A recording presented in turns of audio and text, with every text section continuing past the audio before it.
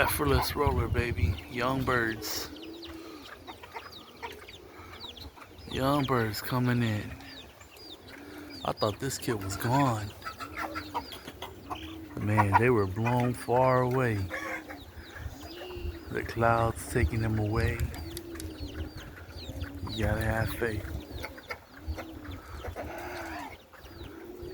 You know, guys, over the years raising birds, you hear good things and bad things.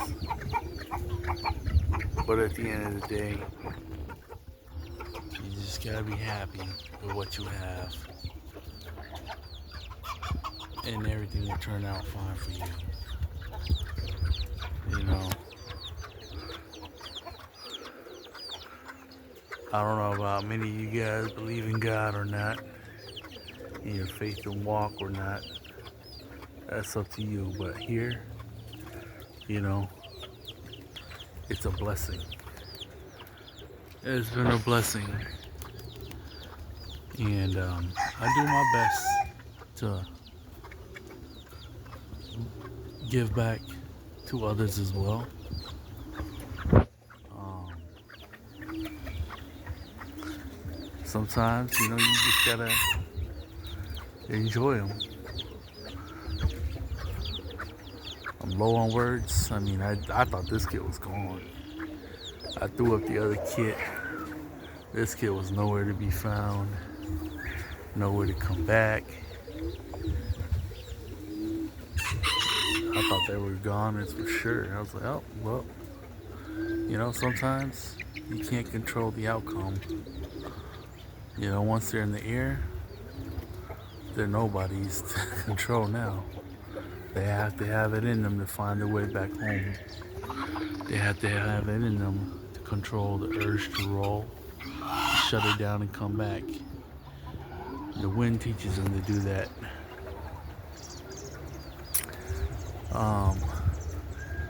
You know, definitely grateful for good homie instincts on this family of birds. Knock on wood, I haven't lost a full kit from this family. I believe that when you start losing kits, you know, they gotta have the ability to find home. And if they can't, you know, depending on the situation, I've actually lost kits being chased off, you know, like their third day flying, or you know, like the second day they're flying or something like that. I've had that happen where I've lost kits into the dark. But man, you know, you just can't really baby them. You just gotta trust that they gotta find their way home. And hopefully the birds that you select, they have the ability, the will to fight their way back home. And when they do, you want to see this. I mean, shoot, to see the whole kit gone like that and coming back like this, who would not be happy about that, huh? Look how tight they get. Look how tight they're sticking together. That's what you want right there.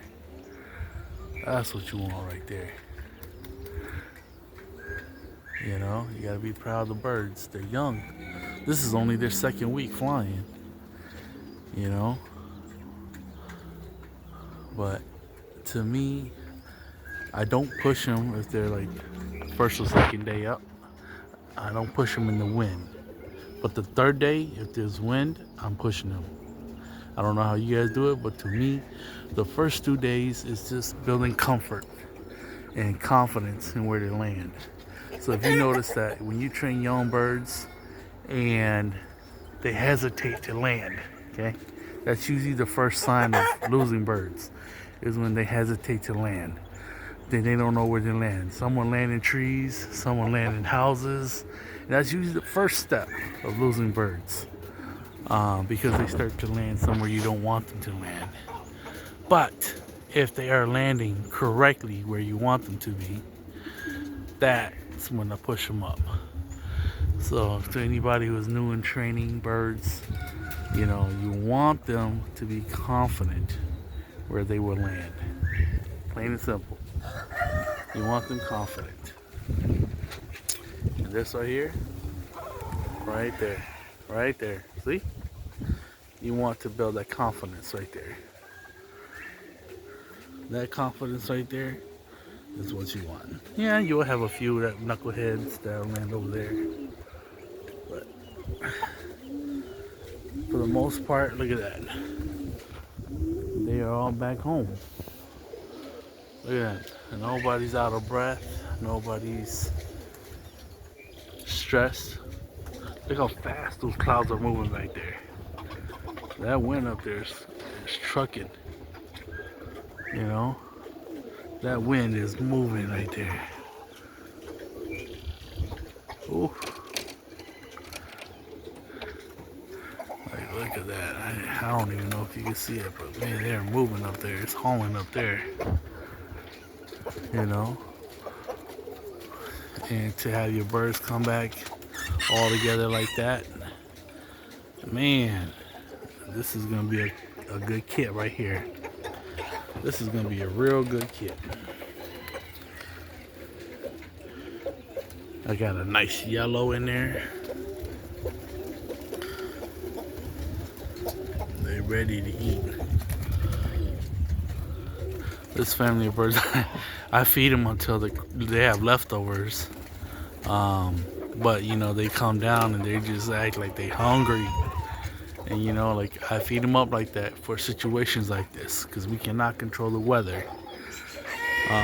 You want to make sure that even if they get lost, you know, they have enough in them to at least try to fight their way back home. So I don't really cut down on feed on my birds. The only time another few tricks of how I train. The only time I really cut feed on young birds like this is when I'm trap training them, teaching them to drop from the roof down into the box. That's when I cut down the feed, because you want to make sure that they're hungry and they're thirsty and they understand that they need to come down to get food. Because you know, young birds will be dumb and they'll go up there and sit up there and they'll just starve up on the roof. And sometimes they'll even sleep up there for the night. So the first 2 days of cage, first 2 to 3 days or week of cage training, all I'm looking for is that they are reacting to the call to come in and eat. That's it. Once they start reacting, that's when the cage goes off and the bird starts to free range. Now, once they start free ranging, like I said, I don't force them up, but if they do take off, all I look for is that birds are comfortable coming back to land on the rough. They have to be comfortable coming back to the rough. Plain and simple. If they are, then usually by the 3rd day, you know, I start to slowly flag them up, or I start to hand toss a few. So you kind of get an idea which birds is not taking off and which birds are more confident in taking off. That's what I usually do, is I usually do that. But look at that little opal. Ain't she a beauty? Man, she's a beauty. But yeah, look at that. We got one bell neck in here. And yes, that's the half brother.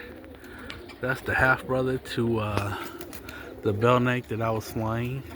You know, I decided, this is a weird thing, right? I decided, you know, I'm gonna put that bell neck away. I put him away to breed, but he was young, you know, it's only his first year, so he didn't know how to sit on the nest or whatnot.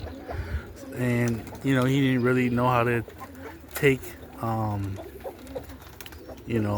control his room. So he's letting all these other cockbirds go in there and chase the hen around and whatnot. So I decided, you know what, he's still too young. The mindset's still too young. Although he is sexually mature, he was still too young. I decided, you know what, I'm going to pull him back out. So I put him back in the kit box and I flew him out. And he shut down. He shut down. And I put him away for like 3 days. And he shut down. He didn't roll at all. And I think this was right after we flew the preliminary fly for the World Cup. I put him away. And you know what? It was about a week before the judge was here again. So I put him away, I think that Tuesday, Wednesday, Thursday. And if I remember correctly, Friday the judge was here. Friday and Saturday. And the judge came over, Dan Galarza, came out. He washed my kit, you know, just because I didn't get qualified, but I threw up the kit just to kind of give him an idea of what the kits were doing, pick his brains. And, you know, the birds got out, they were working it, but of course they weren't fed for flying long. But, you know, I just kind of wanted to get another person's opinion on it. And thank you, Dan, for your time. But, you know, I decided to throw up the birds. And we threw up the birds, and the kit went up, and they worked.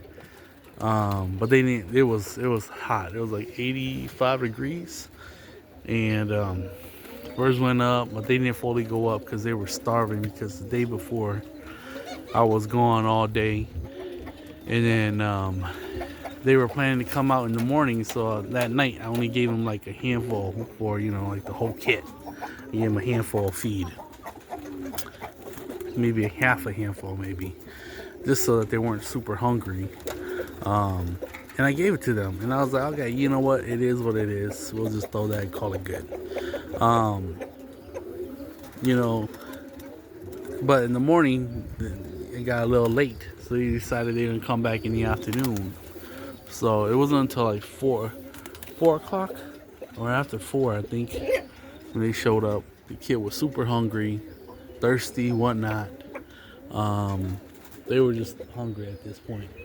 So I didn't really care. I was like, whatever. You know, we're just throwing up for fun anyway, so I'll just put them up. And I put them up. They went up, did the thing, came back down. And, you know, I kind of realized